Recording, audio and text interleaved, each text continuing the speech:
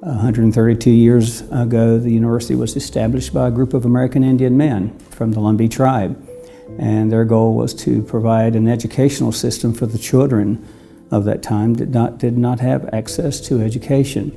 Out of that meager, humble beginning, we now have UNC Pembroke, which is here today, 7,700 students. The university feels such a compulsion to be involved in the community is because the need is so great. A lot of research shows that if you have an anchor institution, much like the University of North Carolina at Pembroke, they can impact the region in a very significant way. In the study in 2016, which was led by NCGrowth, showed that about 5% of all the vendors the university uses were local. So the question would be, why aren't farmers supplying more product to the University of North Carolina Pembroke system when we're an agriculture area? It's a mismatch. And there's a couple reasons for that. One of them is that they're not growing the right products. The other thing is, are they good enough? Are they qualified and safe? The third area would be, how do you actually get it from a farm into a kitchen?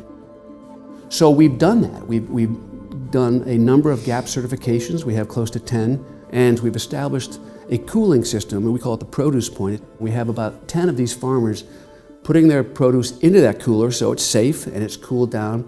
And 3 times a week, Fresh Point, which handles the produce distribution for Sodexo, they'll come to that produce point and they'll pick up the produce. With that program, we've gone from 2% locally sourced produce to over 16%, which I believe leads the UNC system and might be 3rd or 4th in the country in terms of supporting local farmers and having a high enough percentage of local produce. Within the last year, we've given back, as far as purchases to the local farmers, a little over $100,000. That obviously they're going to reinvest into their farms, into their communities. That money is going to be spent here.